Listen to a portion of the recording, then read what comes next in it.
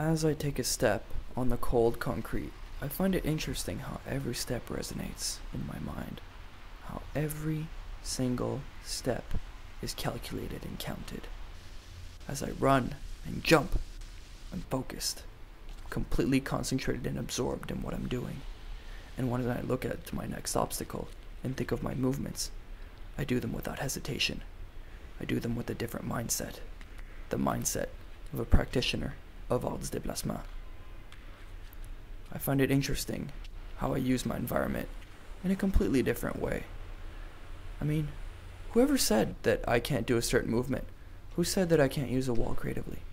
Who said I should take the stairs? Why can't I use this wall? The wall is there. Why not use it? Because I can. Who says I should use metal bars as something to grip onto? Why can't I use them as something to play on? Or something to jump over? I could use the walls, metal bars, anything you could think of in my environment to play around in. Because, unlike a lot of people, I don't see the city as bleak, dirty, dark. I see it as a playground. Much like a child that would jump around, I could jump around from one ledge to another and have fun. I get to know myself through this. Because you do get to push yourself physically. You do get to push yourself mentally and find out what makes you tick. What keeps you going? Why are you doing this? Because the more you do it, the more you like it. The better you get at it, the more fun it is. Because the more you can push yourself. And it's interesting because as I run, jump, and move, I lose track of what I'm doing and kind of drift away into that different mindset. That focused mindset.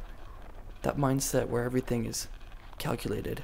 Every single movement has been practiced hundreds and hundreds of times so that it becomes just like taking a step and walking, completely encoded into what you do. And it becomes automatic, a different state of mind. Almost like you're semi-conscious of what you're doing. Almost if you're sleepwalking or dreaming. You're not sure quite what's going on, you just know that your body's in control and you're doing it. And maybe the adrenaline does that. Maybe the adrenaline keeps you from reasoning. But I find it interesting how through this practice, you get to know yourself. You. The real you. The you define.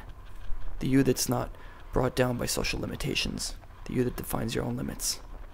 And I guess that's what draws me to this all the time. And that brings me to the same conclusion. I do this because it allows me to be me. The real me.